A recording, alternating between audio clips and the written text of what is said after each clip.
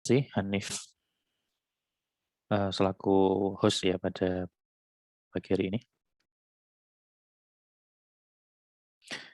Assalamualaikum warahmatullahi wabarakatuh. Selamat pagi teman-teman semua.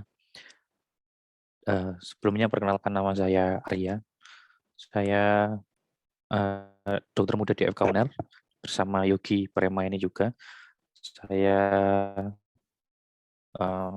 selaku founder dan Yogi sebagai co-founder Meniscus.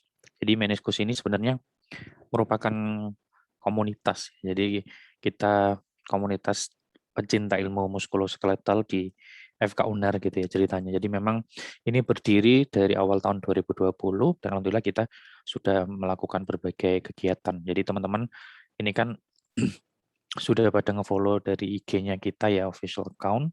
Nah, itu bisa teman-teman lihat nanti ke depannya akan ada kegiatan-kegiatan yang lain juga. Jadi di Meniscus ini kita fokusnya pada beberapa hal ya. Yang pertama dari pendidikan, salah satunya kita yang membuat kayak free class kayak gini atau mungkin webinar-webinar yang lain, mungkin membahas topik-topik yang lain.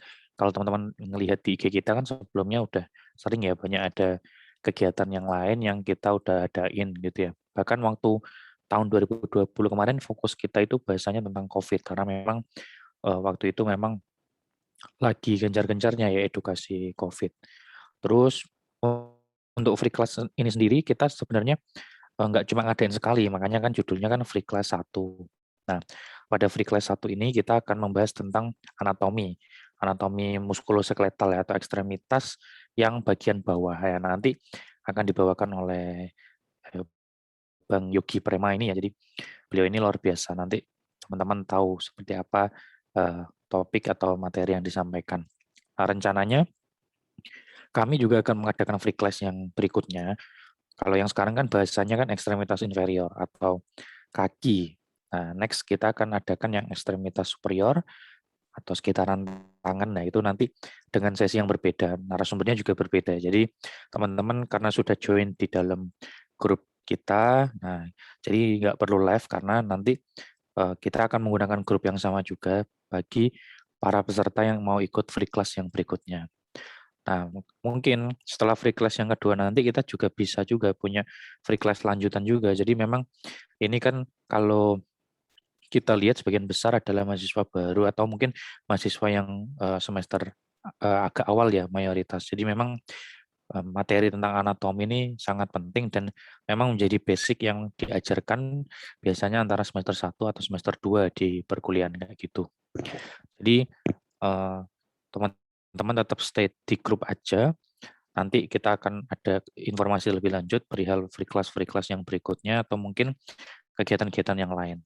Gitu ya. Jadi nggak menutup kemungkinan selain ada free class kita juga akan ada webinar. Jadi webinarnya itu mungkin mengundang para dokter spesialis gitu ya. Dari dosen-dosen FK UNER yang memang beliau sangat kompeten di bidang masing-masing. Jadi teman-teman biar nggak ketinggalan info, selalu cek info di grup maupun di Instagram kami di meniscus.id. Mungkin itu yang bisa saya sampaikan. Semoga apa yang teman-teman pelajari bersama pada pagi hari ini dari Kak Yogi bisa bermanfaat dan bisa membantu teman-teman dalam perkuliahan nanti. Terima kasih atas perhatiannya. Saya tutup. Wassalamualaikum warahmatullahi wabarakatuh. Saya kembalikan ke Hanif sebagai host. Waalaikumsalam warahmatullahi wabarakatuh. Terima kasih Mas Arya Raja Negara atas openingnya yang benar-benar membuat kita mengerti, oh meniskus itu seperti apa, sejarahnya bagaimana. Baik, untuk agenda selanjutnya adalah materi yang dibawakan oleh Kak I Gede Yogi Prema. Nah, beliau ini cukup ahli dalam bidang anatomi khususnya karena pernah menjadi semifinalis dalam Olimpiade anatomi. Nah, kemudian beliau juga lahir di Kota Bali dan menempuh pendidikan mulai dari SD, SMP, SMA di sana. Baik, Mas Yogi, bagaimana kabarnya? Yoi, baik. Sip, monggo waktu dan layar dipersilahkan. Oke, makasih nih. Ini aku izin share screen ya teman-teman.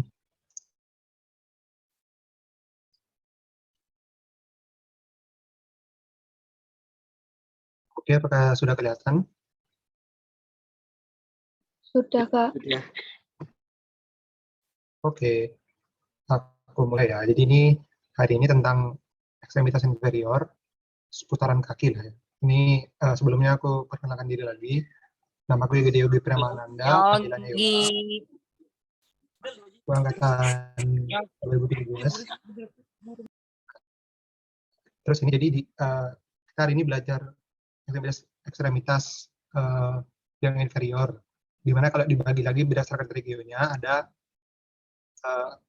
4, ada femoris, ada gluteus, cruris, dan juga pedis. Pertama femoris dulu nih, yang biasa kalau kalian nanti kalau misalnya belajar pas anatomi yang halaman pertama dibuka itu biasanya ini nih, regio femoris paha, ya kan? Nih, jadi yang aku kasih tahu di sini ntar yang bagian yang penting-penting atau yang sering keluar pas ujian aja ya. Ntar kan sisanya kalian bisa belajar sendiri. Nah ini jadi yang pertama kita mulai dari femoris anterior atau paha bagian depan yang fungsinya adalah untuk fleksi hip dan ekstensi genu. Fleksi hip ini maksudnya di panggul dia fleksi, terus di lutut dia ekstensi. Terus buat otot apa aja yang ada di sini ada quadriceps femoris, ada iliopsoas, ada sartorius gitu.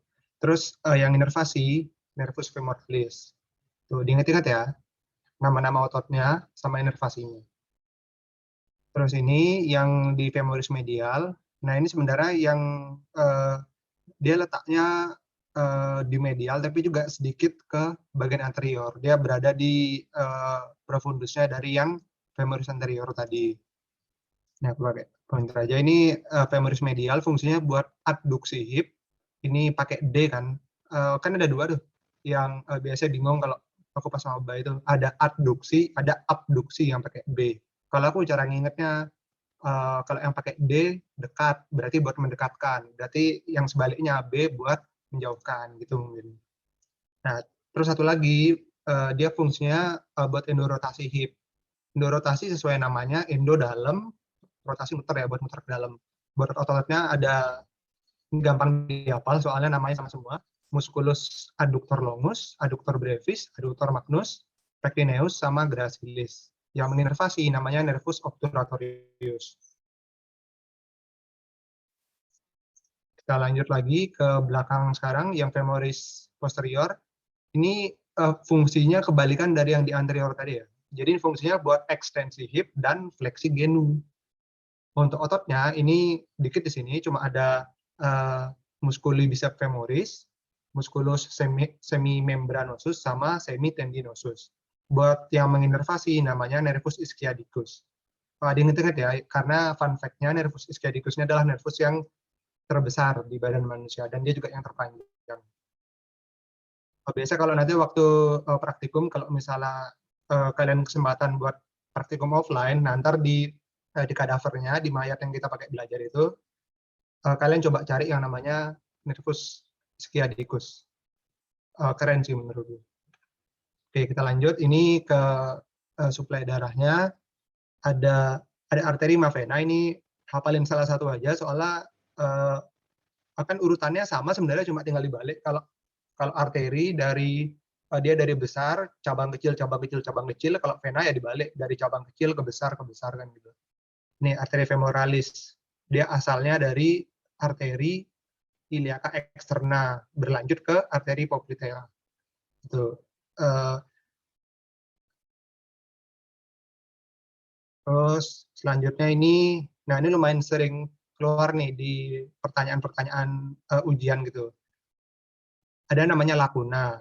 Nah ada 2. Yang pertama lakuna musculorum bilateral sama lakuna vasorum yang di medial. Kalau yang di lateral ini dia isinya musculus iliopsoas, nervus femoralis, sama nervus cutaneus femoris lateralis. Kalau yang di medial, dia yang paling gampang diingat itu, ini yang dicetak tebal, namanya femoral sheath. Femoral sheath itu isinya apa? Isinya arteri dan vena femoralis gitu. Terus juga ada canalis femoralis dan juga ramus femoral dari nervus genitofemoralis. Batasnya ini yang perbatasan antara warna merah sama hijau ini namanya arcus iliopectineus. Nah, terus ini yang paling, ya ini bagian favorit sih, trigonum femoralis ini, karena dulu aku pas waktu maba dari pas satu pengadaran dikasih lagu ini, dan ini kayak sangat membantu buat ngapalin, soalnya ini lumayan sering keluar baik di ujian teori maupun di praktikum. Namanya trigonum femoralis. Ini kita lihat dari superiornya pertama. Ada ligamentum inguinale ini. Terus yang di medial dia dibatasi oleh sisi medial dari adductor longus ini, ada tanda panahnya. Terus di lateralnya ada sartorius ini, yang miring ini, sartorius. Terus di alasnya atau di bagian dalamnya itu ada musculus iliopsoas, musculus pectineus, dan musculus adductor longus. Terus yang di atapnya, nah itu ada fascia lata dan fascia rata ribrosa. Ya kalau di sini nggak kelihatan sih, kalau masih di kadavernya kelihatan habis. Nah ini tadi aku bilang femoral sheath, isinya vasa femoralis. Vasa ini kalau bahasa Inggris itu vessel ya, pembuluh darah artinya. Jadi kalau orang bilang vasa itu selalu artinya adalah arteri plus vena. Gitu. Terus juga ada isinya yang lain nih, ada nervus femoralis dan nervus cutaneus femoris lateralis. Lanjut ke canalis adductorius. Nih, jadi bentuknya gini.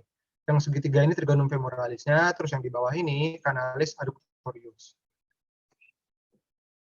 Nah, ini yang aku bahas tadi, canalis adductorius yang di segitiga ini, dia batas-batasnya di anterior sama lateralnya ada vastus medialis, ini yang hijau ini.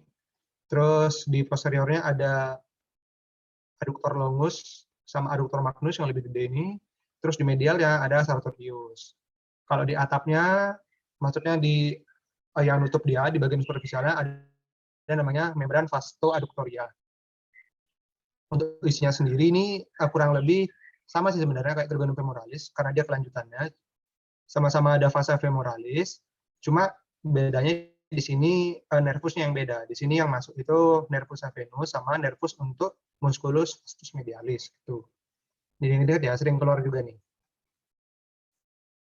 Oke, yang femorisnya segitu aja, yang sering keluar pas ujian. Ini aku mau biar asik nih, biar kalian nggak cuma duduk diem doang kan bosan ya. Ini ada pertanyaan dikit nih, sambil ingat-ingat kembali. Untuk nomor 1, kalian masih ingat nggak apa aja isinya femoral sheath yang tadi aku bilang itu? Kalau ada yang tahu langsung jawab aja. Di chat boleh, ngomong langsung boleh.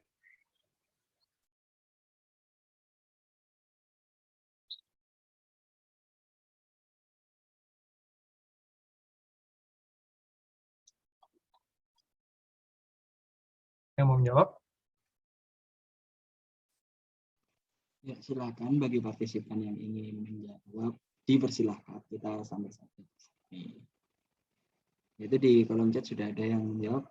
Monggo, Mas Yogi ingin melanjutkan. Oke, sudah ada yang menjawab. Nervus femoralis. Kurang. Femoralisnya benar. Sudah ada yang menjawab lagi. Ini baru benar. Jadi, isinya femoral sheath itu adalah arteri dan vena femoralis. Nervus femoralisnya di mana? Ada, tapi di sampingnya. Dia tidak berada di dalam sheath. Sheath itu kan artinya bungkus gini. Nah, jadi yang dibungkus sama sheath-nya itu cuma arteri sama venanya. Nervusnya di sampingnya sendirian. Ya, sendirian sih, pokoknya ya dia jalan di luarnya femoral sheath gitu. Oke, makasih jawabannya. Lanjut yang selanjutnya. Nah, ini yang tadi aku jelasin, di femoris posterior kan ada 4 otot tuh. Ada bicep femorisnya ada 2. Ada caput longus sama caput brevis. Terus ada semitendinosus sama semimembranosus. Pertanyaannya, otot mana yang nggak termasuk kelompok hamstring? Nih, pasti sering dengar kan kalau hamstring. Misalnya pemain bola, pemain basket ada cedera hamstring. Nah, sekarang dari 4 otot itu, ada 1 nih yang nggak masuk hamstring. Tahu nggak yang mana? Coba-coba aja. Salah sini kan nggak apa-apa, kita sama-sama belajar. Aku juga kadang ingat, kadang lupa gitu kan sama anatomi udah berapa tahun yang lalu gitu kan. Gak apa-apa kalau jawab salah di sini nggak apa-apa. Ntar kalian pas harus sama dosen, wih jawabnya bener kan, wih sakti gitu. Silakan kalau yang mau jawab di chat boleh, ngomong langsung boleh.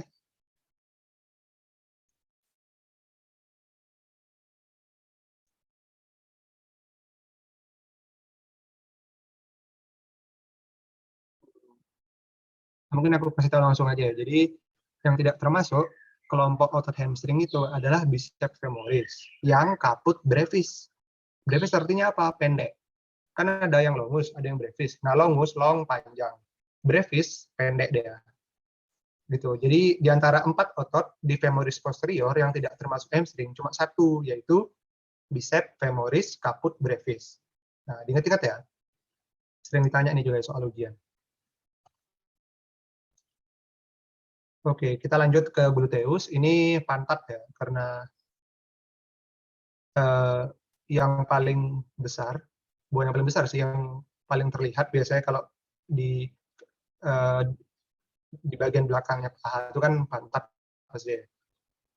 Oke, kita lanjut. Ini yang namanya gluteus. Nah, nggak salah aku bilang besar. Nih, lihat nih ototnya segini gede. Segumpal ini yang ada di pantat kita ini. Paling bisa terlihat dari luar sebenarnya. Soalnya kalau yang lainnya kan kayak di dalam-dalamnya. Fungsinya, dia ada banyak nih fungsinya pantat itu. Jadi dia bisa eksorotasi hip, yaitu muter sendi panggul atau tulang pahanya, femurnya itu diputar ke arah luar. Terus buat ekstensi hip, buat abduksi yang bagian atas, dan buat aduksi yang bagian bawah. Tuh, jadi sekian banyak fungsi ini dijalanin sama semua otot yang ada di regio gluteus ini. Makanya tadi aku bilang ini regio gluteus atau regio pantat sebenarnya sangat mengagumkan karena dia ototnya banyak, kerjanya juga banyak. Ini ototnya ya. Kalau yang di superficial ini yang terlihat dari luar ada gluteus maximus yang paling gede, gluteus medius yang tertutup sedikit ini, ada gluteus minimus, dia nggak kelihatan harus dibuka dulu. Nah ini gluteus minimusnya. Terus ada tensor fascia lata.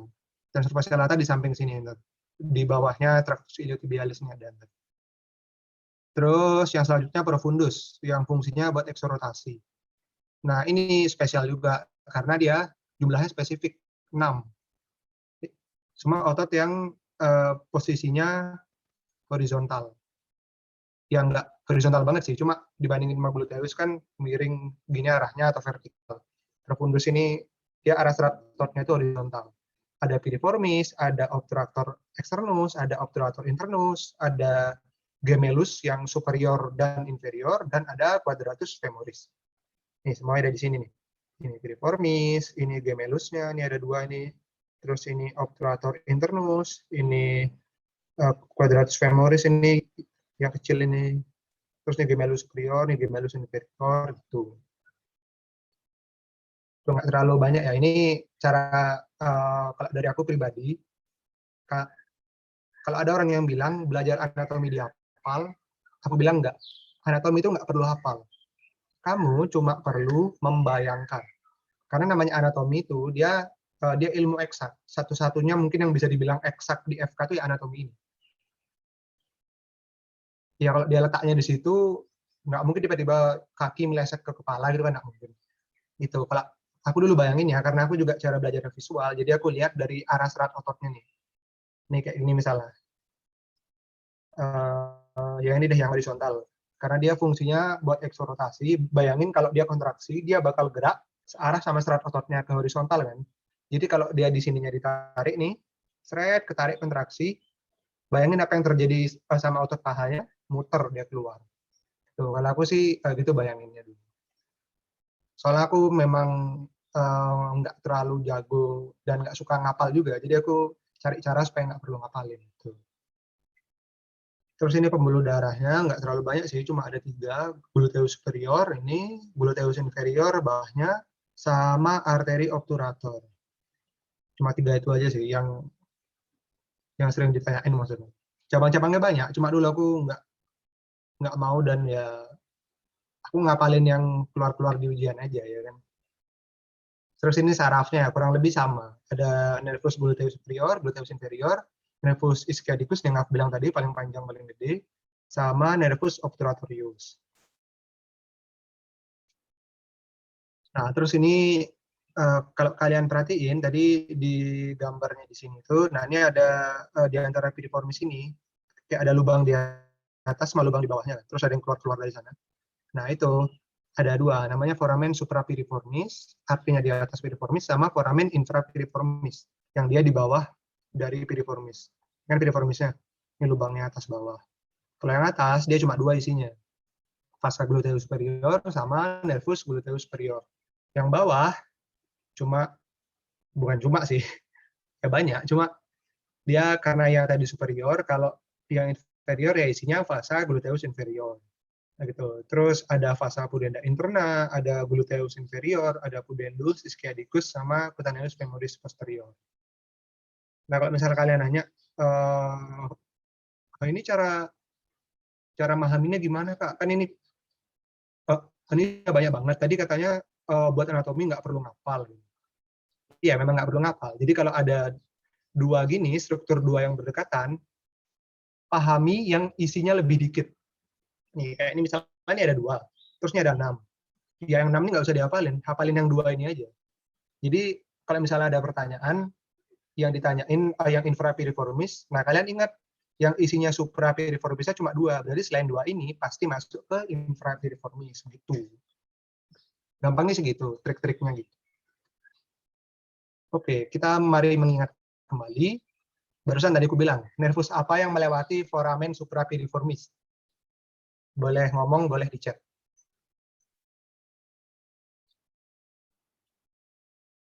Santai aja, nggak apa-apa. Sama-sama belajar, ya kan? Santuy aja.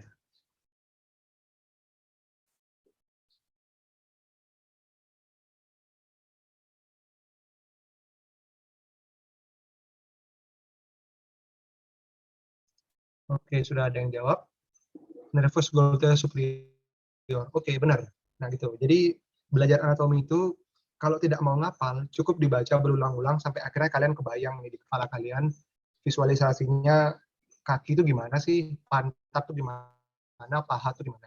Oke, buat Rohimatun, ini jawabannya benar. Yang lewat di foramen suprapiriformis adalah nervus gluteus superior. Selanjutnya, ini lebih gampang lagi. Ada berapa jumlah otot exorotator yang tadi aku sebutin di awal? Nah, ingat nggak ada berapa? Spesifik nih jumlahnya.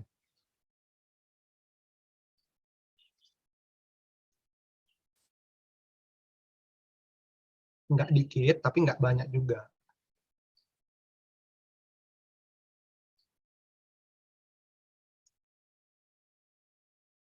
Kalau mau jawab nggak apa-apa ya, santai-santai aja.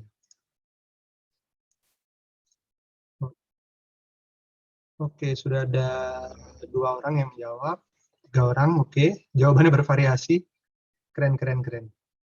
Oke. Oke, jadi ada yang jawab 5, ada yang jawab 6, ada yang jawab 7. Yang mana yang benar? Ada 6.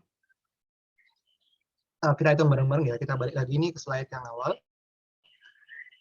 Nah, ini exorotator group. Kita hitung. 1, piriformis. 2, obturator externus. 3, obturator internus. 4, gemellus superior. Et, artinya et adalah dan. Berarti ototnya terpisah. Yang kelima, gemellus inferior. Dan yang keenam, quadratus femoris. Gitu. Jadi totalnya ada 6. Ini aku sengaja ngasih tipuan yang di bagian gemellus inferiornya nggak aku tulis ulang. Tak tulis et aja. Kan kalau pas lagi maba nih biasanya lagi senang-senangnya pakai istilah kedokteran. Oke, ini aku kasih tahu et itu artinya dan. Jadi musculus gemellus superior dan musculus gemellus inferior. Gitu. Jadi ada 1, 2, 3, 4, 5, 6. Ingat-ingat ya, ada 6 otot di exorotator. Oke, terima kasih yang udah jawab tadi. Yang benar ada 1 orang, Olga Tanzil. Yang lain sudah lebih banyak yang berpartisipasi, cuma ya salah-salah dikit nggak apa-apa lah ya. Kan kalau kita nggak pernah salah, kita nggak bakal pernah benar. Gitu. Oke, lanjut ya. Gluteo sudah, sekarang cruris. Cruris ini artinya kaki, tapi lebih ke betisnya mungkin ya.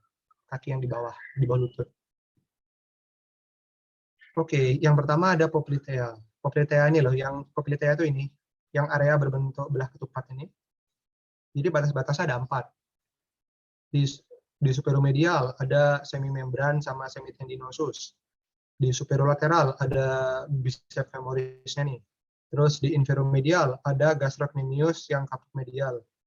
Di inferolateral ada gastrocnemius yang kaput lateral plus plantaris nih, kecil nih plantarisnya. Gitu. Pentingnya apa sih ini poplitea ini?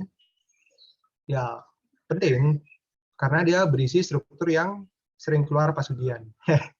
Gitu. Jadi kalau kalian nanya sama aku, yang penting itu apa? Ya yang keluar ujian. Kalau nggak keluar ujian nggak penting berarti. Gitu. Jadi biar hemat pikiran juga kan kapasitas otak manusia terbatas ya. Jadi pelajari yang penting-penting aja. Oke, kembali ke sini. Buat isinya ini ada dia nervus tibialis. Jadi fun fact-nya nervus tibialis ini dia berasal dari nervus sciaticus. Ini sciatic nerve. Pas dia masuk ke poplitea berubah nama jadi nervus tibialis. Oke. Terus dia bercabang sih sebenarnya. Yang lurus nervus tibialis, yang bercabang ke sampingnya namanya peroneus communis. Nanti peroneus communis itu punya cabang lagi, tapi ya kita bahas di belakang. Terus ada juga fasa poplitea.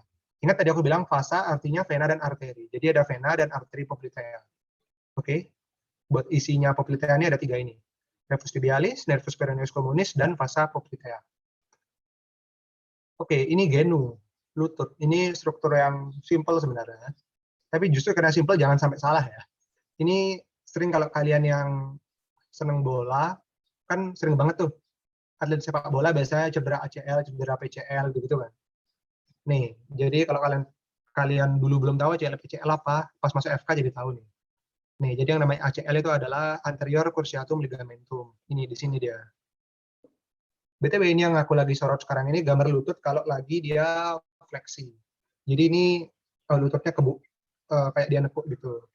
Nah, terus dia kelihatan yang di depan namanya anterior cruciatum ligamentum, terus yang di belakangnya ya tinggal diganti posterior cruciatum ligamentum.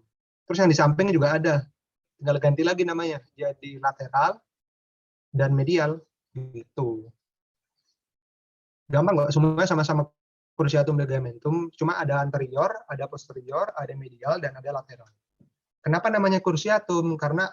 Karena dia bentuknya seperti salib yang di anterior sama posterior. Kan cruciatum dari asal katanya cross. Cross itu kayak tanda tambah kayak ya salib gitu lah pokoknya ya. Jadi dia saling bersilangan gitu.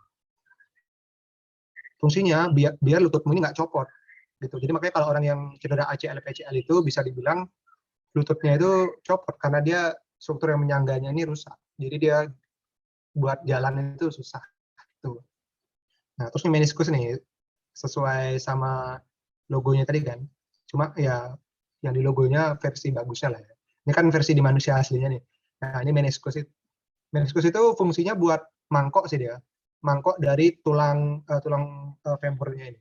Jadi yang bagian femur yang ini, yang warnanya abu-abu ini, dia bakalan gerak-geraknya itu, nah mangkok yang nampung dia itu namanya meniskus. Ada meniskus medial, ada meniskus lateral. Gitu. Nih sesuai sama logo kita kan tadi. Tuh. Terus ini sering keluar pas ujian juga, namanya patellar network atau anastomosis genu. Dia itu sekumpulan arteri yang pada anastomosis itu artinya gini ya BTW, artinya jalan alternatif gitu lah. Jadi misalnya kalau satu keblok arterinya bisa lewat jalan yang lain gitu. Nah ini ada banyak nih. Ada arteri genu superior medial, superior lateral, inferior medial, inferior lateral, genu media, tibialis anterior, sama tibialis posterior. Kenapa dibilang anastomosis? Lihat nih, yang di bagian yang aku gerakin ini, kan semuanya kayak berhubungan tuh, kayak jaring-jaring, makanya namanya network gitu. Oke, ini sebenarnya nggak susah ini ngapalinnya karena sesuai namanya kan genicularis, semuanya genicularis, tinggal superior medial, superior lateral, inferior medial, inferior lateral. Udah deh kayak bentuknya kayak persegi gitu. Aku gitu sih dulu bayanginnya. Ya, semoga kalian bisa juga bayanginnya kayak aku ya. Terus selanjutnya ini cruris masuk ke bagian ototnya. Nah ini seru ini. Kenapa seru? Karena ototnya dikit. Jadi bayanginnya gampang. Cruris anterior fungsinya buat dorsofleksi pedis. Dorsofleksi itu artinya dorsofleksi itu yang bagian kaki tapi yang bagian punggungnya, bagian atas. Fungsinya buat mengangkat gini. Jadi misalnya kaki kalian ngangkat yang gini. Gitu. Terus dia juga buat ekstensi hallux. Hallux ini artinya jempol kaki. Jangan ketukar sama pollux ya. Pollux itu jempol tangan. Jadi ini pollux, yang di kaki hallux. Oke. Yang menginervasi namanya peroneus profundus. Nah, ini yang tadi aku bilang, peroneus communis itu punya cabang dua. Peroneus profundus dan peroneus superficial. Ini yang profundusnya di sini nih. Dia ke depan. Buat ototnya, nih cuma dikit kan. Tibialis anterior, extensor digitorum longus, extensor halluxis longus, sama fibularis tertius. Fun fact-nya, fibularis tertius ini adalah otot aksesoris. Artinya aksesoris apa? Aksesoris artinya tidak di semua manusia ada, tapi bisa jadi tidak ada, dan itu normal. Tidak mengganggu gerakan kakimu. Bukan berarti kalau kamu punya fibularis tertius, kamu bisa jadi nendang free kick kayak Ronaldo, ya nggak juga. Namanya juga aksesoris kan. Terus ini yang bagian lateral, fungsinya eversi pedis. Yang artinya eversi itu dia kakinya ini dibuka keluar. Gitu. Dia yang menginervasi, nah ini cabang lainnya, namanya peroneus superficial. Ototnya cuma dua, peroneus longus sama peroneus brevis. Udah. Nah, gampang kan bayanginnya. Makanya aku senang cruris ini. Terus di cruris posterior, dia fungsinya buat plantar fleksi. Nah, ini kebalikannya yang tadi. Plantar kan artinya ini, telapak. Jadi plantar fleksi, ya dia ke bawah gini. Set, gitu. Plantar fleksi namanya. Terus inversi. Inversi kebalikannya eversi. Kalau eversi buka telapak kaki keluar, inversi telapak kakinya dibuka ke dalam. Tuh. Dan fleksi hallux dan digiti yang lainnya. Inervasinya namanya nervus tibialis. Nih yang tadi aku sempat bahas. Dari dia di fossa poplitea turun ke bawah, sini nervus tibialis namanya. Buat masalahnya, nah ini lumayan banyak, tapi bisa lah yang ngapalinnya. Karena bentuknya khas. Ini yang pertama gastrocnemius nih. Ini yang kalau temenku di Surabaya bilangnya engkol ya kalau nggak salah. Ya kalau nggak salah bahasa Jawanya engkol. Ini gastrocnemius. Biasanya kalau teman-teman kalian yang sering gymnya itu leg day gitu kan, melatih otot kaki pasti kelihatan ini gastrocnemiusnya ada dua. Kaput medial sama kaput lateral. Terus ada soleus. Soleus itu ini nih. Kalau gastrocnemiusnya dibuka, dipotong, nah ini soleus. Terus ada plantaris juga. Plantaris itu tendonnya panjang, tapi ototnya di sini. Gitu. Kecil ototnya, cuma tendonnya panjang. Terus yang lebih dalam ada musculus popliteus, tibialis posterior, flexor digitorum longus, sama flexor halluxis longus. Oke, ini arterinya. Sorry gambarnya agak pecah ya. Ini namanya arteri tibialis anterior. Dia dari arteri poplitea. Ingat arteri poplitea yang tadi lewat di fossa poplitea gini tuh? Nah, dia ke bawah, dia berubah nama, jadi tibialis anterior. Dan dia berlanjut jadi, ya ini sebenarnya nggak terlalu penting, tapi kalau mau dihafalin boleh. Yang paling penting di sini cuma ini, arteri dorsalis pedis. Pentingnya kenapa? Nanti kita bahas waktu pedis. Ingat-ingat ya, arteri dorsalis pedis. Oke? Terus ini, tibialis posterior. Ya sama, berasal dari arteri poplitea. Jadi arteri poplitea itu dari atas, dia cabang dua nih. Ada tibialis anterior, ada tibialis posterior. Dia lanjutnya ke arteri fibularis sama arteri plantaris medial dan lateral. Okay? Ingat ya, et ini artinya dan. Okay? Nah, ini nervus tibialis. Dia punya cabang nervus cutaneus surai medialis sama calcaneus medialis. Dan dia juga punya cabang nervus peroneus communis. Yang dia punya sebenarnya peroneus communis yang tadi aku bilang punya cabang itu cuma cabang motorisnya aja ya, peroneus profundus sama superficial. Dia juga punya sensor. Sensor ini buat sensasi kayak panas, dingin, sakit gitu. Ada nervus cutaneus surai lateral sama nervus surai communicans. Ya ini nggak terlalu penting sih. Yang cukup kalian pahami cuma ini nervus tibialis cabang jadi ini, terus peroneus communis ya jadi profundus sama superficial, itu aja udah cukup harusnya. Nah, terus ini ada yang namanya gitu retinaculum. Ini yang warna putih ini. Lihat kan ini extensor retinaculum. Nah, itu ini. Jadi dia ada di strukturnya yang retinaculum ini, dia ada yang ada di depannya dan ada yang di belakangnya. Yang di depannya ada nervus saphenus sama vena saphenna magna dan cranio superficial. Terus kalau yang di belakangnya ya ini trik yang aku bilang tadi. Hafalin yang dikit aja. Yang banyak ini nggak usah dihafalin. Susah. Hafalin yang dikit ini aja. Jadi kalau selain 3 ini ya pasti sisanya kan gitu. Ini juga lagu. Terus yang penting di sini mungkin vena saphenna magna ya, karena kalau di kaki itu ada 2 vena besar yang biasanya kalau di kadaver nanti itu kelihatan. Namanya vena saphenna magna sama vena saphenna parva. Magna tuh gede artinya, besar. Parva artinya kecil. Gimana cara bedainnya? Gampang. Vena saphenna magna. Maknanya kan huruf M. M sama dengan medial. Berarti vena saphenna magna ada di kaki bagian medial. Ya udah, berarti yang satunya di luarnya dong, vena saphenna parva ya di luar. Tuh. Terus ini kalau tadi extensor retinaculum, ini flexor retinaculum. Kalau ini lebih gampang soalnya dia berurutan dari depan ke belakang. Dari tendonnya tibialis posterior, tendonnya flexor digitorum longus ini, terus ada fossa tibialis yang posterior, terus ada nervus tibialis yang kuning ini, dan di paling belakang ada flexor hallucis longus gitu. Ini seharusnya lebih gampang buat divisualisasi. Karena dia berurutan gini soalnya. Nggak kayak yang tadi kan agak acak-acakan tempatnya. Oke, mari mengingat kembali. Yang pertama, apa fungsi dari nervus tibialis? Silakan dijawab, boleh chat, boleh ngomong.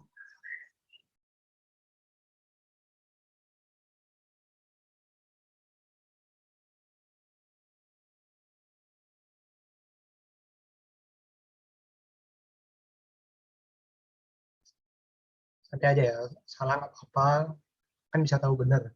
Kalau benar, mantap. Ntar pas waktu kalian diajarin dosen, kalian udah tahu. Kalian jawab-jawab terus bisa. Oke, apakah ada yang mau menjawab fungsinya nervus tibialis?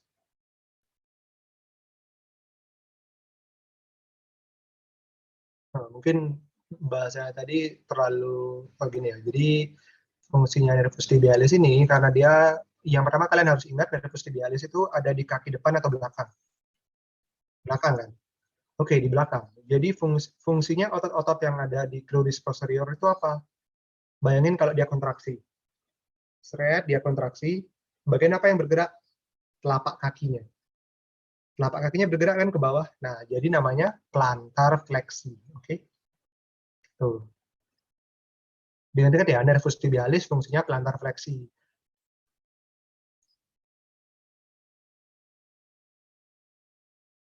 Terus yang selanjutnya pertanyaan ini masih terhubung sama nomor 1. Kalau fungsinya tadi terganggu, bagaimana kira-kira posisi kakinya pasien saat berjalan? Bayangin nih kaki, terus dia nggak bisa plantar fleksi. Gimana jalannya? Apakah dia jalan berjinjit, bertumpu pada jari-jarinya, atau dia jalan kayak kayak orang yang kebanjiran, jalan pakai tumitnya? Ayo, jalan pakai tumit atau jalan pakai jari? Yang dibayangin, pakai tumit sama pakai jari. Kira-kira kalau dia nggak bisa plantar fleksi, kakinya jadi gimana nih? Gitu.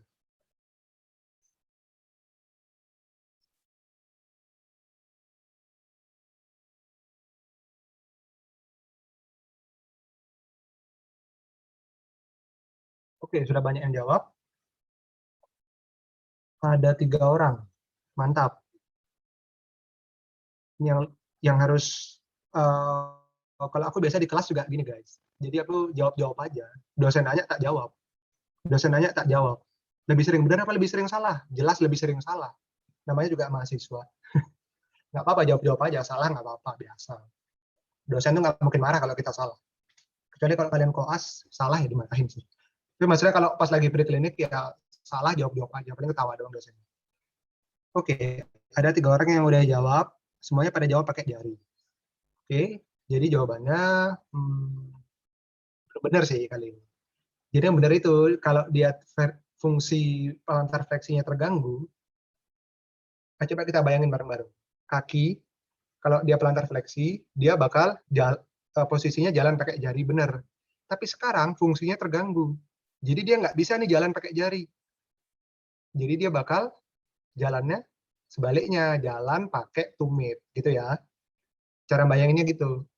Kalau yang di belakang rusak, berarti dia jalan pakai yang di depan. Sebaliknya, kalau yang di depan rusak, dia jalan pakai yang di belakang. Gitu. Oke? Terima kasih yang udah menjawab. Keren-keren. Kita lanjut lagi ya. Ini yang terakhir, regio pedis. Enggak sih, enggak yang terakhir. Ya, tapi kalau dari regio-regionya udah ini sih yang terakhir. Oke, pedis ini kita mulai dari yang paling luar. Dia pedis ini ya enaknya belajarnya kalian cukup perhatiin muskulus sama inervasinya aja sih. Kayak misalnya ini, extensor halluxus brevis. Kan tadi aku bilang hallux itu jempol kaki. Ya, fungsinya buat ekstensi jempol kaki. Ngangkat gini. Terus yang inervasi ini, deep fibular nerve. Ini kan bahasa Inggrisnya, kalau bahasa Latinnya nervus peroneus profundus. Gitu. Nah, ini udah. Ini biasanya kalau yang, aku dulu juga agak kesusahan belajar di pedis ini karena dia ada lapisan-lapisannya. Total ada 4 lapis. Kita mulai dari yang lapis pertama. Ada 3 otot. Abductor hallucis, flexor digitorum brevis, sama abductor digiti minimi. Digiti minimi itu ini nih, kelingking jari kaki. Cara inervasi tak bedain dia hijau sama merah. Yang hijau ini nervus plantaris media, kalau yang merah nervus plantaris lateral. Dia sama-sama berasal dari nervus tibialis. Gitu. Fungsinya yang ngikutin namanya ya, namanya abductor hallucis, fungsinya buat abduksi jempol. Flexor digitorum brevis fungsinya buat fleksi jari-jari. Oke? Itu enaknya anatomi. Kalian bisa tahu fungsinya cuma dari namanya doang. Lanjut ke lapisan kedua. Lapisan kedua ini cuma ada 2, quadratus plantae sama lumbricales. Di sini yang spesial tuh apa di lumbricales? Karena di antara bentuknya lumbricales itu bentuknya kayak jari ini dia. Jadi dia bedanya cuma yang di jari pertama, jempol, first lumbrical, dia dipegang sama nervus plantaris media. Sisanya, jari-jari lainnya dipegang sama nervus plantaris lateral, gitu ya. Bayangin aja kalau kaki, kan kaki napak gini. Kan jempol kakinya berada di medial. Sisa jari lainnya berada di lateral, kan gitu. Tuh, sambil dibayangin. Ini lapisan ketiga, ada 3. Flexor hallucis brevis, adductor hallucis, sama flexor digiti minimi brevis. Ini udah aku bedain juga, ada yang hijau, ada yang merah. Terus ini yang lapisan keempat, ini paling gampang soalnya cuma interosseus, dorsal, dan plantar. Kenapa aku bilang gampang? Karena dia ini ototnya banyak, tapi nyebutnya cuma 2 kali. Namanya interosseus itu maksudnya, osseus kan tulang artinya, inter artinya diantara. Jadi bayangin nih kaki, terus diantara jari-jari kaki ini kan ada ya dia juga ada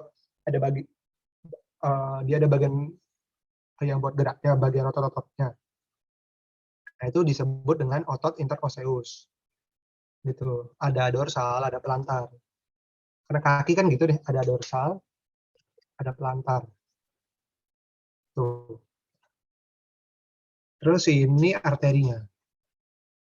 Arteri tibialis posterior, ntar dia punya cabang ini, plantaris medial, plantaris lateral, ramus digitalis, sama arteri plantaris metatarsal.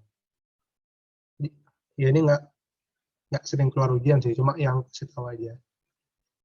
Nah, ini aku bilang tadi. Masih ingat waktu kluris, aku bilang arteri yang penting apa? Dorsalis pedis. Asalnya dari tibialis anterior, berlanjut ke plantaris profundus. Kenapa aku bilang penting? Jadi dorsalis pedis ini, dia ada fungsi klinisnya, fungsi buat prakteknya maksudnya. Jadi dorsalis pedis ini salah satu arteri yang letaknya dekat dengan kulit. Kan biasanya nih, yang dekat sama kulit itu kan vena. Nah, ini ada yang spesial di kaki, dorsalis pedis. Kalau kalian mau tahu dia daerahnya di mana, nah ini yang aku lingkarin, nah ini dorsalis pedis, dia ada di sini. Kalau kalian mau coba raba di diri kalian sendiri, di bagian lekukan kaki kalian, pakai 3 jari ini, pegang bagian lekukannya yang di sebelah medial. Pakai 3 jari, dan sampai kalian ketemu, ntar ada yang kerasa kayak duk, duk, duk, itu arteri itu. Dan arterinya namanya dorsalis pedis. Tuh. Dia ingat ya? Nah, ini yang tadi aku bilang, ada vena savena magna dan vena savena parva.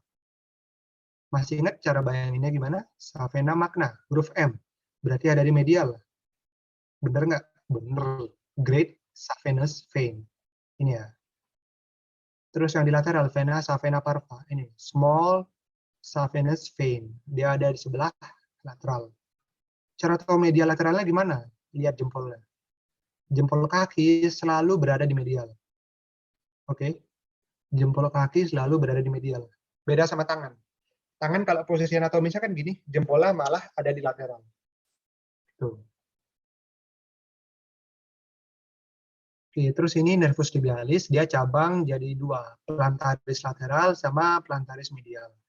Ini ya, kan nervus tibialis. Terus di bagian plantar kaki dia cabang 2, plantaris medial sama plantaris lateral. Terus ini nervus yang berada di sebelah dorsal, ada perennius profundus, perennius superficial, nervus suralis, sama nervus saveinus. Fungsinya apa nih? Ini dia buat di sensor, sesuai yang di, kalau ini namanya gitu ya, namanya dermatum. Jadi ini kalau kalian merasakan sakit di daerah hijau ini, yang megang berarti nervus saveinus. Kalian sakit di bagian yang oranye, berarti yang megang nervus perennius superficial. Gitu. Dan yang di biru juga gitu, yang di kuning ini juga gitu. Oke. Oke, mari kita mengingat kembali. Gampang nih, nomor 1. Musculi dorsal introsei berada pada lapisan pedis keberapa? Kan lapisannya ada 4 nih, 1, 2, 3, 4. Pada lapisan keberapa dia? Silakan yang mau jawab, boleh di chat, boleh jawab langsung.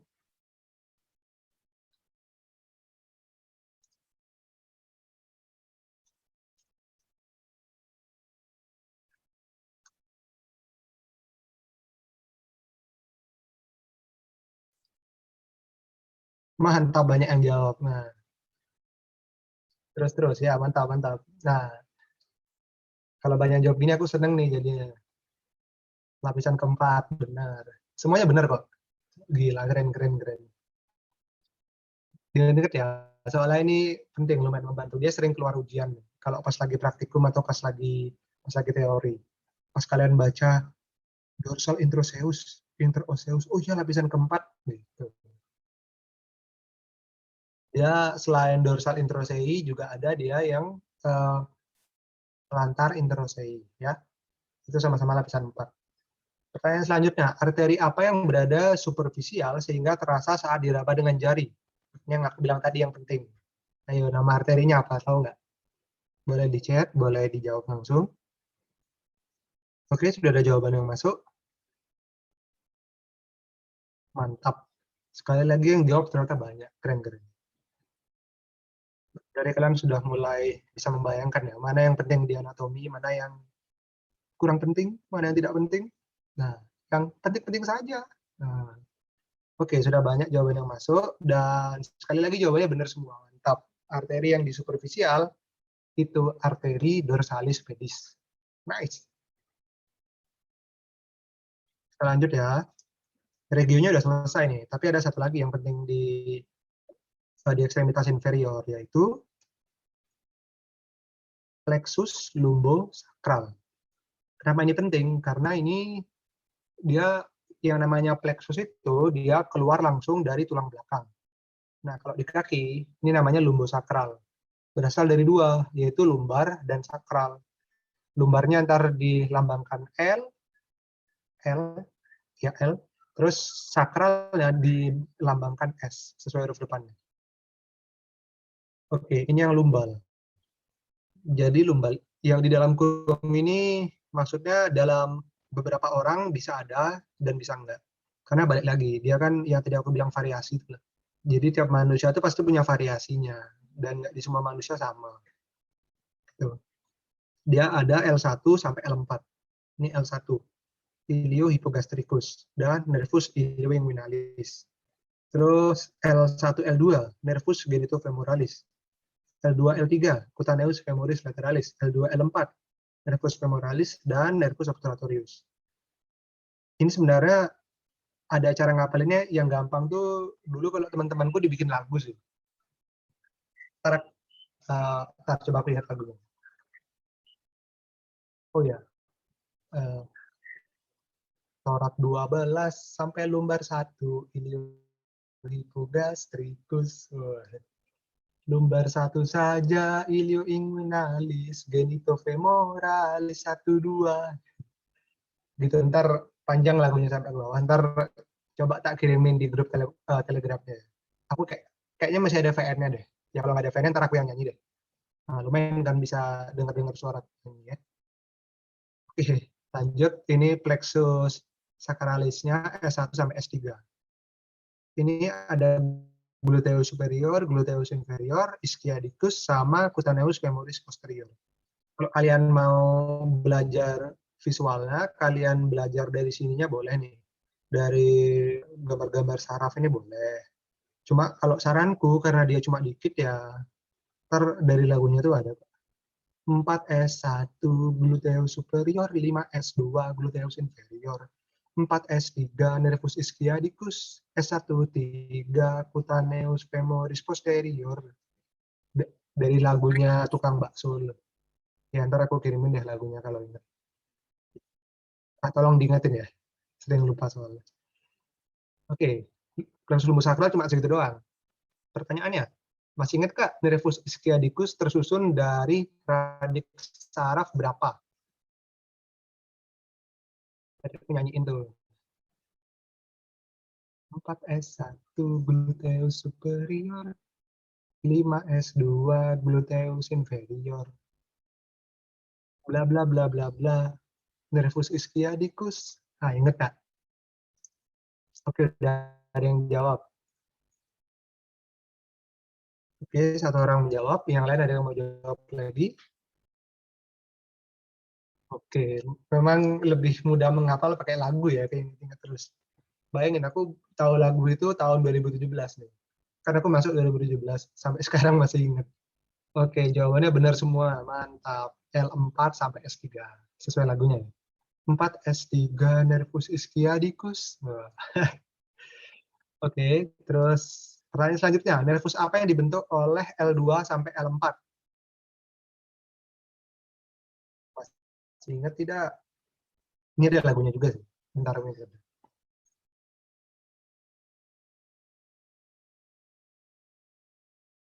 Oh, nice. Ternyata sudah ada yang bisa menjawab dan kalian selamat dari mendengarkan suaraku nyanyi ya. Keren-keren.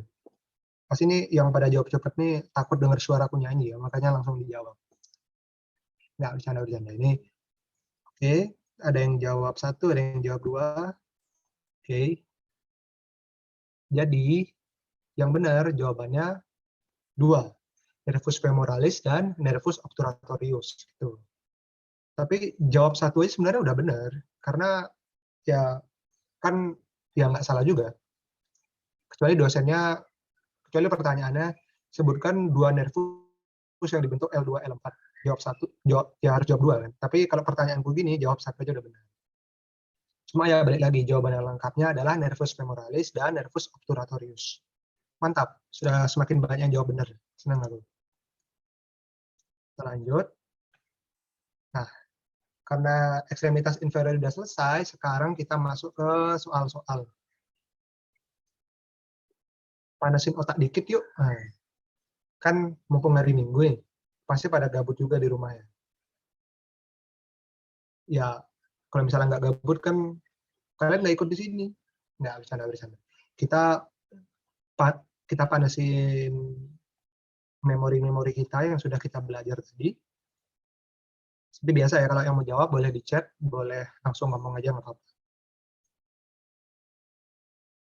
Pertama, tadi aku sempat sebutin, kenapa biceps femoris caput brevis tidak termasuk dalam kelompok otot hamstring? Karena posisinya, karena inervasinya, karena suplai darahnya, karena ukurannya, atau benar semua? Yo, mungkin ada yang tahu, mungkin ada yang mau nebak, boleh juga. Karena bisa ada yang jawab, aku jelasin jawabannya deh. Silakan yang mau jawab. Coba-coba aja nggak apa-apa.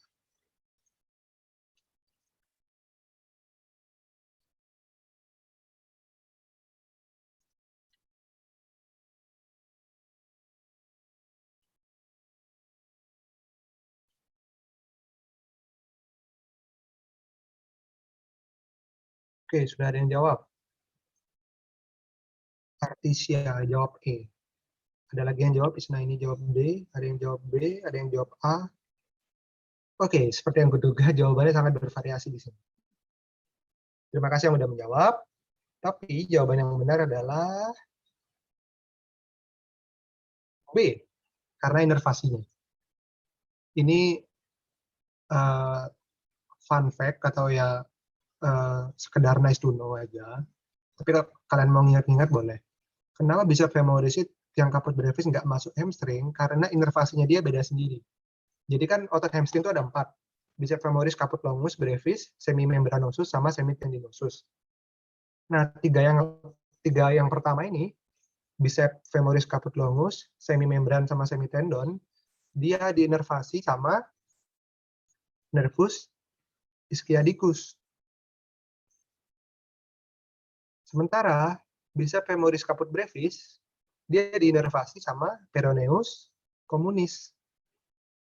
Gitu. Kenapa dia diinervasinya sama peroneus communis? Ya, balik lagi. Karena bicep femoris ini dia letaknya itu memang sama-sama hamstring, cuma dia beda origo. Pernah dengar istilah origo ya? Berasal dari kata origin, kayak Novella dan Brown, asal mula kan artinya. Nah, jadi tiga otot yang lain ini dia buat inervasinya di hip. Sementara femoris caput brevis dia inervasinya di femur malahan gitu. Hanya inervasinya beda. Tadi ada yang jawab A ya karena posisinya. Sebenarnya karena posisinya itu benar tapi kurang tepat. Kalau yang benar karena misalnya yang A, jawabannya karena origonya, nah itu baru benar. Tapi ini kan karena posisinya nggak jelas nih. Apakah origonya, apakah insersionya, apakah dia profundus, apakah dia superficial, kan nggak jelas gitu. Kita jawab yang lebih jelas karena inervasinya beda sendiri, yaitu peroneus communis. Oke? Masih yang udah jawab? Udah banyak yang bener nih, keren-keren. Tebak-tebak berhadiah. Selanjutnya, bentar, jangan kaget dulu ngelihat soal panjang. Ini ntar kalau kalian misalnya dosen kalian senang ngeluarin soal-soal yang klinis nih, nah salah satunya. Seorang pria 25 tahun datang dengan keluhan nyeri, kebas, dan rasa tebal pada area pantat dan paha belakang. Setelah diperiksa, dokter diagnosis bahwa saraf pasien ini mengalami penekanan karena sering naruh dompet di saku belakang celana. Hati-hati, cowok-cowok nih biasanya sering naruh dompet saku belakang. Hati-hati, mendingan di saku samping. Atau kalau mau keren ya bawa tas aja ya kan. Otot apa yang paling sering menyebabkan penekanan pada nervus tersebut? Nah, ini semua otot yang berada di daerah pantat. Karena kita duduk pakai pantat, sudah jelas ya. Ada gemellus superior, gemellus inferior, piriformis, gluteus maximus, dan medius. Otot yang paling sering penekanan apa nih biasanya? Oke, sudah ada yang jawab. Wow, jawabannya sama semua. Keren. Oke. Oke, sudah cukup banyak yang menjawab. Aku kasih tahu ya, jawabannya. Nah, baru aku bilang ternyata sudah ada yang jawab beda. Indra. Oke, kamu benar, jawabannya B.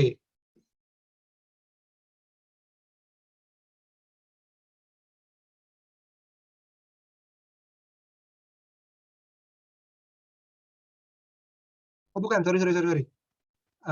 Jawabannya ternyata belum ada yang menjawab benar di sini. Ada yang, sorry.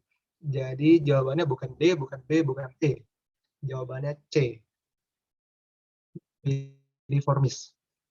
Jadi hati-hati buat kalian, terutama cowok-cowok yang sering naruh dompet saku belakang. Karena otot piriformis itu, kalau kalian ingat tadi, aku sempat jelasin foramen suprapiriformis dan infrapiriformis. Nah, dari nama yang lewat di foramennya itu kan sama-sama saraf ya. Ada saraf, ada pembuluh darah. Nah, coba kalian bayangin. Nama foramennya aja suprapiriformis dan infrapiriformis. Berarti nama ototnya piriformis juga dong. Oke? Nah, seru kan? Nama kondisinya, ini nice to know aja, namanya piriformis syndrome. Jadi kalau kalian sering, terutama cowok-cowok, naruh dompet saku belakang celana, hati-hati, piriformisnya bisa ketekan tuh lama-lama. Terus kalau dia tekan maksimal, misalnya dompetnya tebel nih, uangnya banyak gitu. Mungkin bawa 10 juta pakai uang 100 ribuan, kan tebel dompetnya jadinya. Masukin saku belakang, terus kalian duduk gini. Lama-lama ototnya ketekan, yang ketekan itu musculus piriformis. Dan dia gejalanya ntar kayak pantatnya kesemutan. Nah, kesemutan kan ya, pasti rata-rata manusia rata-rata pernah kesemutan sih harusnya. Ya kayak itulah sensasinya, cuma ini di pantat. Oke, jawabannya piriformis. Makasih yang udah jawab. Ini sekedar dulu aja sih, cuma ya kan sekarang kalian tahu kan. The more you know. Selanjutnya, mumpung lagi sering, kalian di sini pada udah vaksin belum ya? Ya ini kan masih berhubungan sama vaksin ya. Otot apa yang sering menjadi tempat injeksi atau suntik intramuskular? Gluteus maximus, gluteus medius, gluteus minimus, biceps femoris, atau piriformis? Aku kasih clue-nya deh sebelum jawab. Ini otot yang kalau kita nyuntik di sana, dia nggak bakal kena saraf. Oke, silakan dijawab. Sudah ada yang jawab, keren-keren.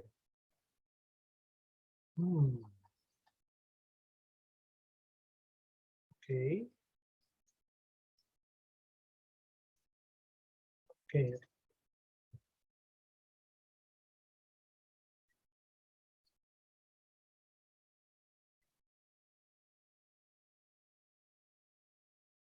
Oke, nice.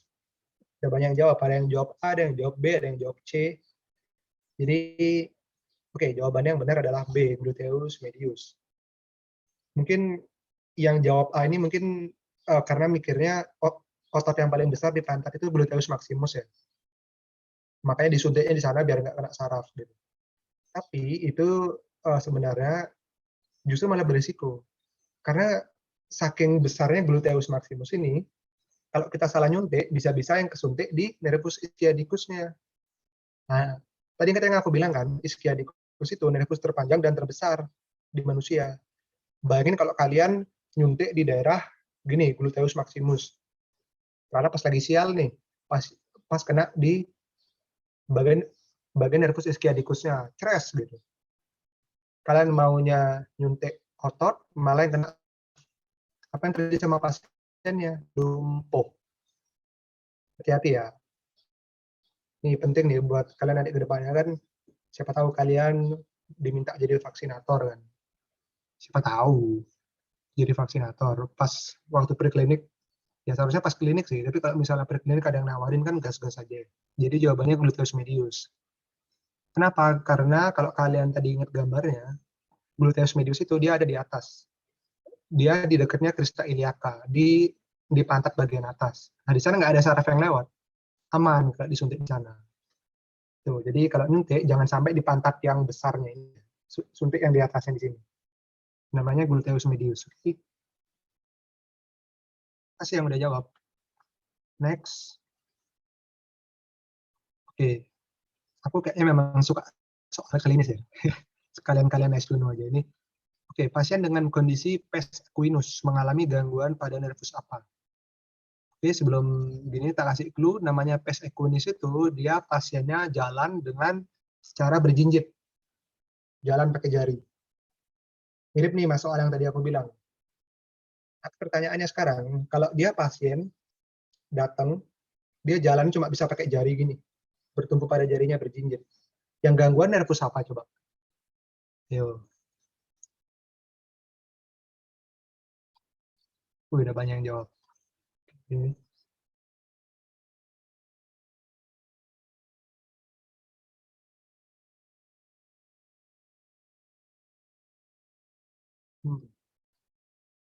Saya ada yang mau jawab?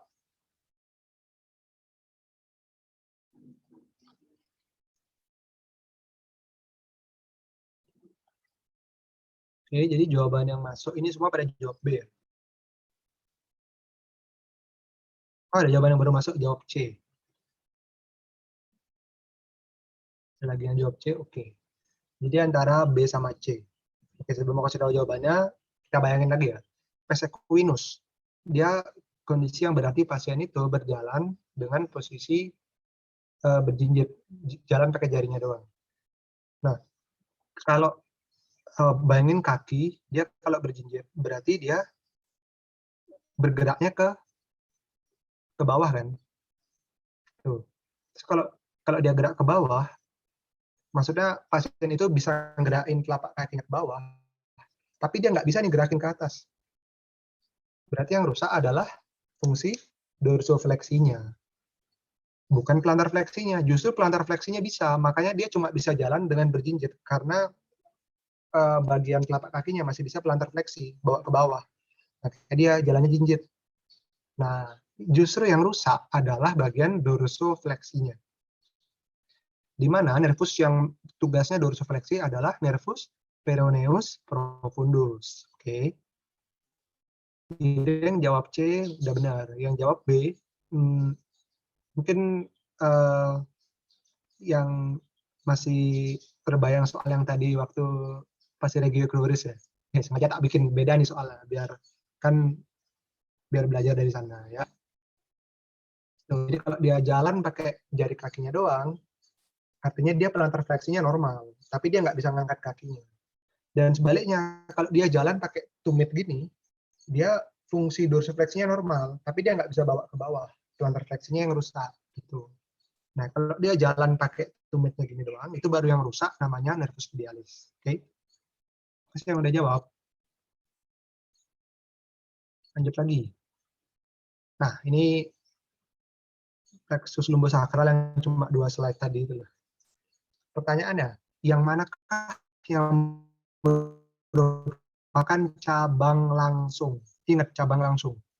Jadi plexus lumbus sakral keluar langsung, cerat langsung keluar nervus ini. Ini kayak soal SBM ya, 1, 2, 3, 4. Ada yang tahu jawabannya?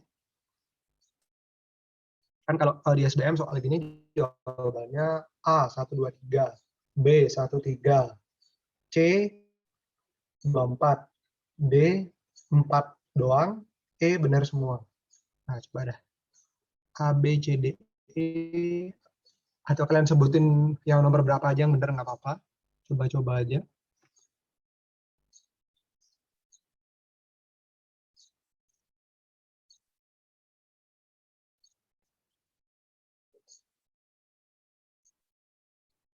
Oke, sudah ada 1 jawaban masuk. Ada 2 sekarang. Masih ada yang mau jawab? Apa mau langsung aku jelasin aja? Oke, ada lagi yang jawab. Nice. Ada lagi yang jawab. Mantap. Oke, yang sudah jawab, rata-rata pada jawab B atau 1 dan 3 ya? Benar. Benar. Jadi yang cabang langsung dari plexus lumbus sakral itu, diingat-ingat ya, cutaneus femoris posterior dan cutaneus femoris lateral. Terus yang anterior sama medialnya dari mana dong? Dari nervus femoralis. Oke, diingat-ingat ya. Jadi yang cabang langsung plexus lumbus sakral itu femoris posterior dan femoris lateralis. Yang cutaneus femoris anterior dan medial berasal dari nervus femoralis gitu. Jadi mereka bukan cabang langsung. Kalau cabang langsung itu keluar dari lumbus sakral langsung, 1 dan 3 aja. Kalau 2 dan 4 ini cabang dari nervus femoralis. Oke. Oke, ini yang tadi aku bilang patellar network atau anastomosis arteri. Pertanyaannya, tapi sekarang keren. Arteri mana yang tidak termasuk dalam anastomosis arteri pada lutut?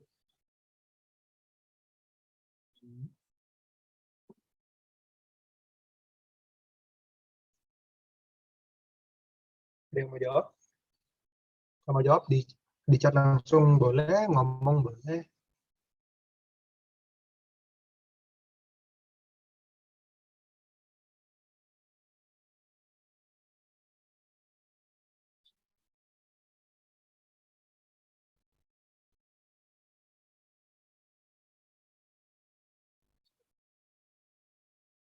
Wih, banyak yang masuk. Oke, ada yang jawab B, ada yang jawab C. Oke, jadi jawaban yang benar adalah B. Kenapa B yang benar? Karena kalau kalian lihat kalian mungkin bisa sambil coba buka Netter atau Sobota atau ya apapun yang kalian punya, lihat di bagian anastomosis. Genu descendant itu dia habis dari atas dari arteri popliteal itu, dia ada cabang satu gini seret, dia langsung dia memang lewat di lutut, tapi dia nggak ikut beranastomosis sama yang tadi ada banyak itu. Dia jalan di sampingnya lutut, dia langsung ke bawah, genu descendant. Yang lainnya, yang arteri genu superior medial, genu superior lateral, inferior lateral, genu media, semuanya masuk ke anastomosisnya. Cuma genu descendant yang nggak masuk. Oke. Okay? Dulu soalnya keluar pas ujianku dan aku salah jawabnya. Makanya aku ingat soalnya sampai sekarang. Oke, udah selesai. Ini quotes dari anonim. Ya sebenarnya dari aku sih, tapi ya tak bilang anonim aja biar keren ya. Belajar di FK itu cukup materi yang diujikan aja. Udah, yang penting lulus. Sumpah dah. Kalau kalian mungkin kalau misalnya masih maba belum tahu ya.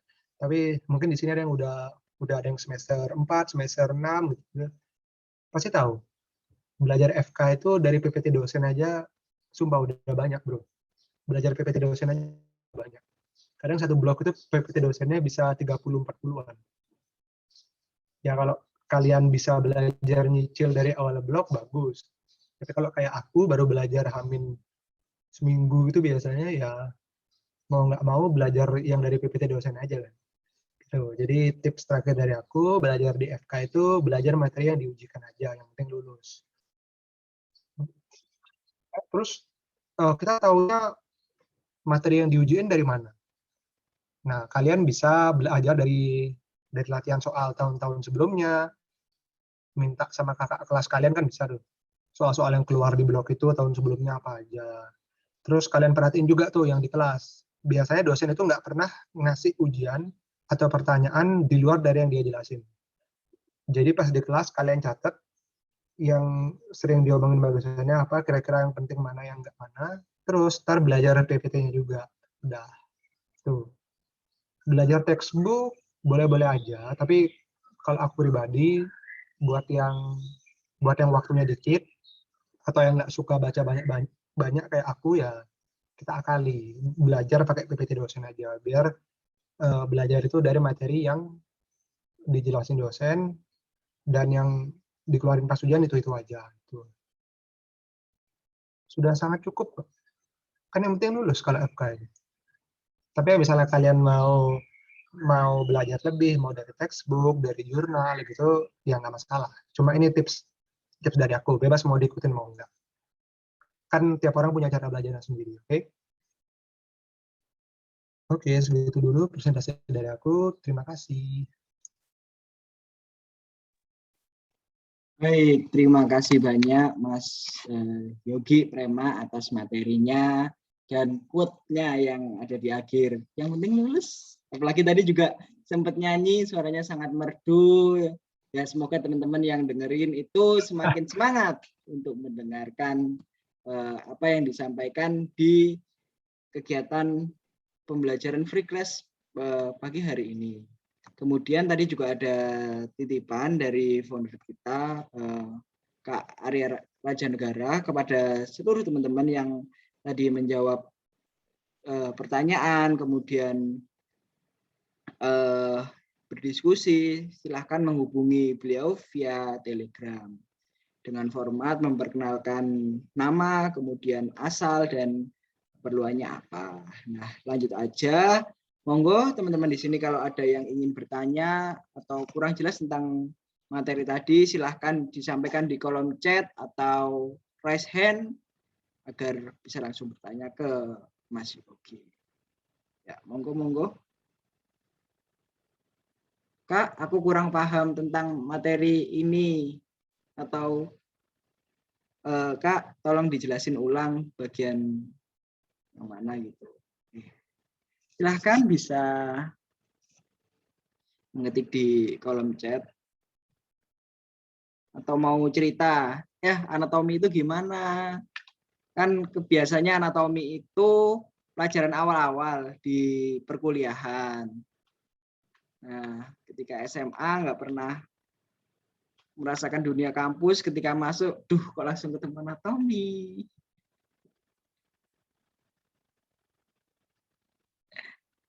Ya. Silahkan bila ada yang ingin bertanya, bisa langsung diketikkan di kolom chat.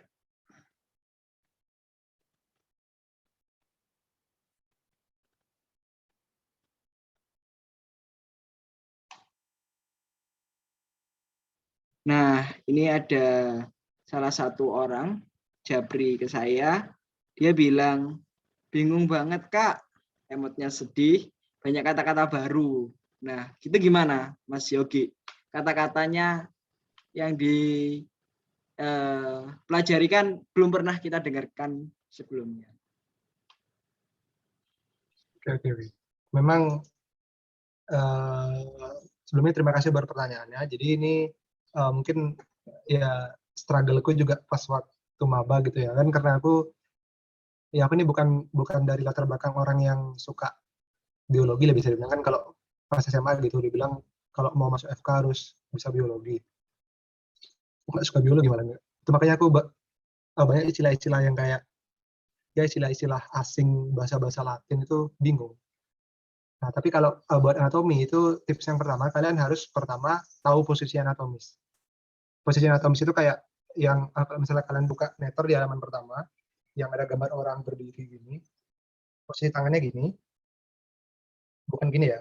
Gini ini bukan posisi anatomis, yang benar gini posisi anatomis. Terus sama posisi kakinya gini. Nah, itu dulu kalian lihat dulu posisi anatomis itu gimana. Terus di halaman selanjutnya biasanya ada penjelasan kayak yang artinya medial itu apa, artinya lateral itu apa, superior apa, inferior gitu. Nah, kalau aku dulu karena kayak aku bilang tadi, cara aku belajar adalah dengan visual. Jadi yang di gambar manusia itu aku bayangin, oh kalau dia medial itu medial, bahasa Inggrisnya middle, dia lebih dekat sama bagian tengah tubuh. Itu namanya medial. Sementara kalau buat lateral, L, luar, berarti dia lebih jauh dari sumbu tengah tubuh gitu. Terus kalau yang superior, super, lebih atas. Terus inferior, bawah. Terus dextra, kanan, sinistra, kiri. Ya ini BTW, aku kenapa kebalik, karena buat kamera aku nggak mirror ya. Jadi ini tangan kananku nih, dextra, tapi kelihatannya di sana kiri. Ini dextra, kanan, sinistra, kiri. Gitu. Terus yang kayak tadi ada istilah-istilah femur, ada genu, ada cruris gitu. Ntar memang susah sih pas awal-awal. Tapi kuncinya selain itu di FK itu harus banyak baca, karena kalau prinsipku sih kalau misalnya kita itu sudah banyak baca, kadang masih belum bisa jawab, apalagi kalau kita nggak baca. Jadi sering-seringin aja pas lagi luang, pas lagi di rumah atau di kos, lagi gabut misalnya nggak ada kerjaan, buka aja buku anatominya, buka netter, lihat-liatin, oh genu tuh berarti nama-nama arterinya berhubungan sama genicularis gitu misalnya. Atau misalnya femur kan artinya paha. Terus nama arterinya arteri femoralis, vena femoralis gitu-gitu. Nah, itu memang susah, tapi cara belajarnya adalah dengan membiasakan diri. Membiasakan diri dengan cara banyak membaca gitu. Itu sih memang kalau yang masalah istilah-istilah itu mau nggak mau pasti asing. Cuma kita yang harus bisa cepat beradaptasinya. Nah, itu aja mungkin. Oke, terima kasih. Kemudian ada pertanyaan lagi nih. Gimana sih Kak pahamin maksud dari soal-soal anatomi?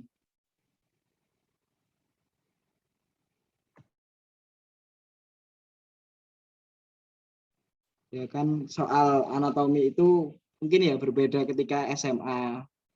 Ketika zaman sekolah dulu kan pertanyaannya cenderung untuk lebih mudah dicerna begitu. Cara-cara belajarnya berarti. Iya.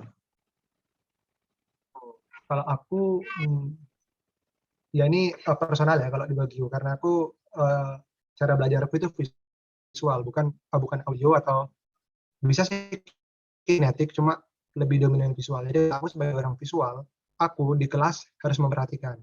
Jadi aku selama di kelas itu aku benar-benar perhatiin apa yang dibilang dosen. Kayak kan kalau pas SMA ini kayak ya main-main aja gitu. Nah pas kuliah aku nggak mau kayak gitu karena aku harus merhatiin. Soalnya kalau aku nggak merhatiin aku nggak bisa ngerti. Nah jadi aku benar-benar merhatiin. Karena dulu pas offline ya, sama tambahan lagi pas offline itu dia juga ada praktikum. Kalau kalian mungkin pas waktu online ini diganti sama memakai aplikasi atau gambar-gambar gitu ya. Nah, tapi intinya anatomi itu adalah visualisasi, harus dibayangin. Nah, jadi kalian sering-sering bayangin aja kayak pas lagi belajar femur misalnya.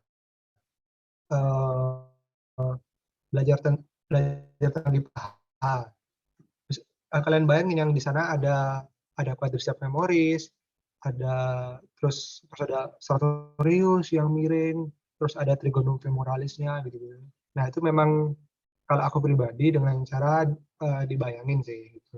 Kalau kalian mungkin kalau mungkin di sini ada yang tipe belajar dengan cara audio. Nah, kebetulan temanku ada nih yang cara belajar audio. Dia tuh nggak perlu merhatiin apa yang dibilang dosen. Jadi dia di kelas sambil main game, tapi yang dia dengar itu masuk. Dia yang main game di kelas, sama aku yang merhatiin, sama paham ya. Tapi yang kayak gitu, kalian jangan iri sama yang cara belajarnya kayak gitu. Karena mereka memang cara belajarnya gitu, cara belajar mereka audio. Mereka cuma dari dengar udah langsung nyantol. Beda kalau aku dan mungkin kalau kalian visual harus melihat langsung yang dijelasin sama dosennya apa gitu. Kalau misalnya kinetik, temenku ada lagi yang kinetik. Pas menjelang ujian tuh bawa buku mondar-mandir. Ini, terus jalan mondar-mandir. Habis itu dia ingat. Ada orang yang kayak gitu. Dia ingat dengan cara dia bergerak. Tuh. Jadi ya kalau kalian nanya gimana cara belajar anatomi, ya yang umum memang ya harus sering-sering baca. Sering-sering gambar juga. Sama ini satu lagi, sering-sering gambar. Karena ya aku gambarku jelek sih, tapi aku maksudnya gambar kayak gambar yang ada di Netter, tak coba bikin gambar versiku sendiri. Biar jelek nggak apa-apa, yang penting aku paham. Gitu. Kayak misalnya pas waktu bikin tentang Regio cruris misalnya, kan lumayan banyak tuh ototnya. Ada yang di anterior, ada yang di lateral, ada yang di posterior. Nah, itu aku coba gambar. Gambarku ya kayak bukan kayak gambar di Netter. Jangan salah. Gambarku jeleknya luar biasa, tapi yang penting aku ngerti. Gitu. Karena aku bisa belajar dari sana. Kayak kan memori itu ada dua.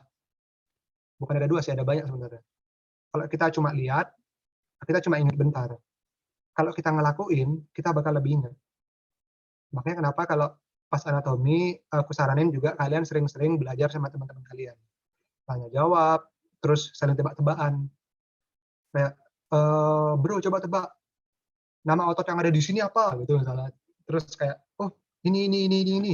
Oh iya benar, salah. Gitu. Sebenarnya dulu aku gitu sih. Jadi selain aku belajar sendiri, aku juga belajar bareng teman-teman. Karena kan dari belajar bareng teman-teman kita tahu mana yang belum kita bisa. Terus caranya mereka belajar gimana, kita ambil, kita terapin diri kita. Gitu.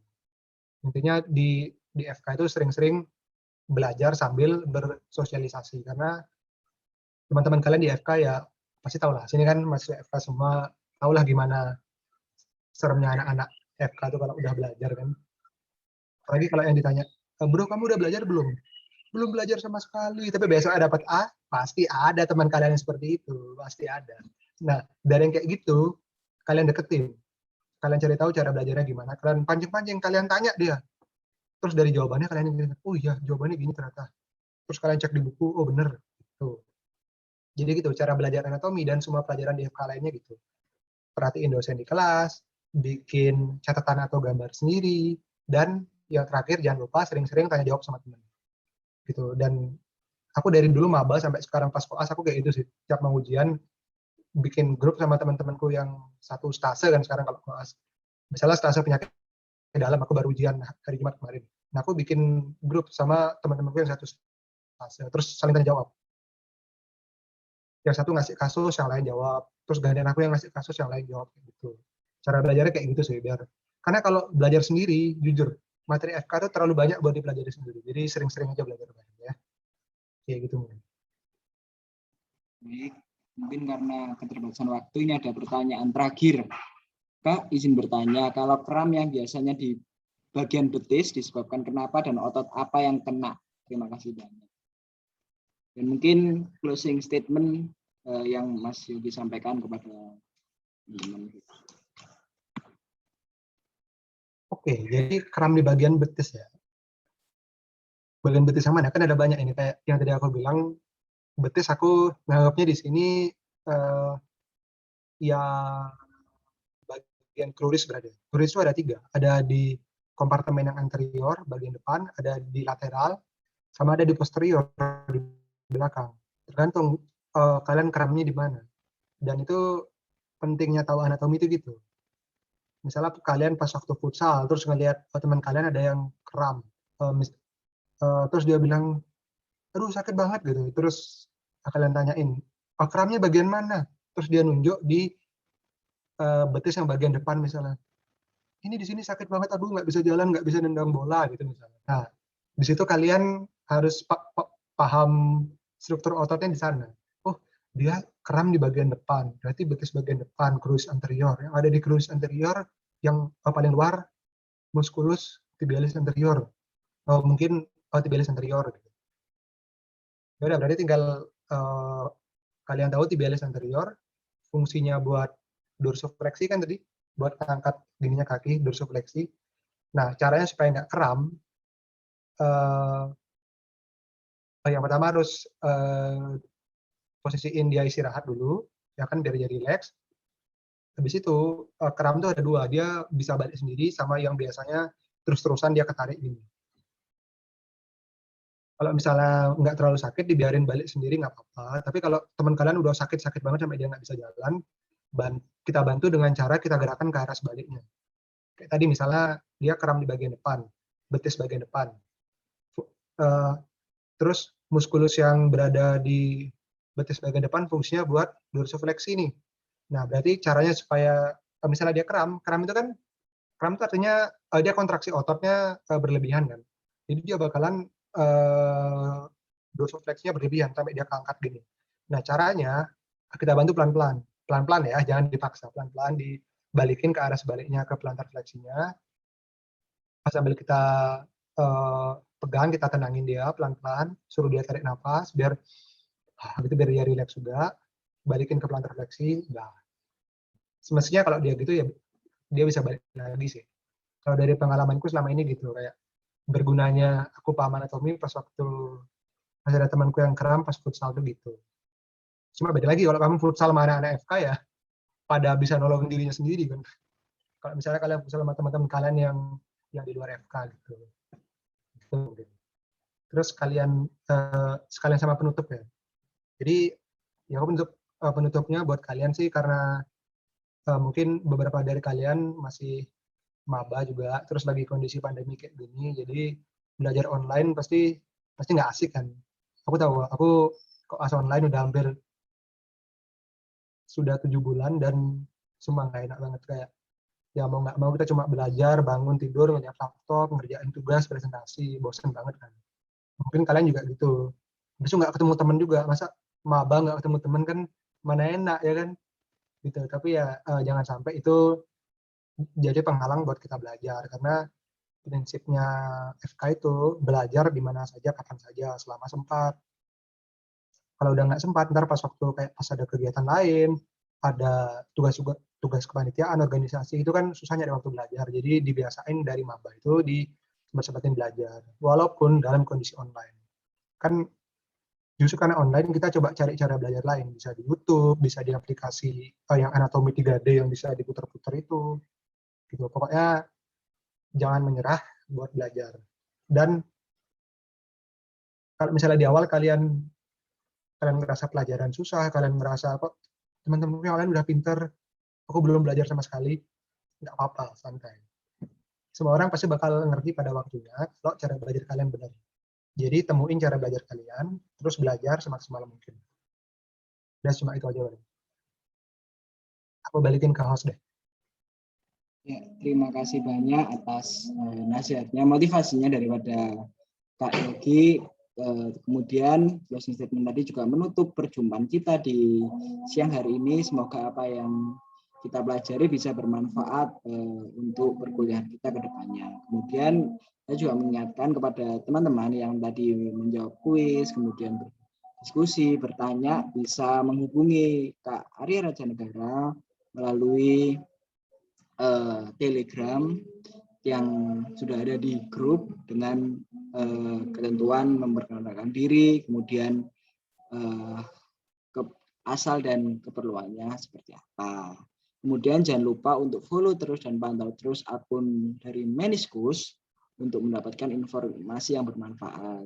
Dan sampai jumpa di pertemuan berikutnya. Terima kasih teman-teman. Kurang lebihnya mohon maaf. Wassalamualaikum warahmatullahi wabarakatuh.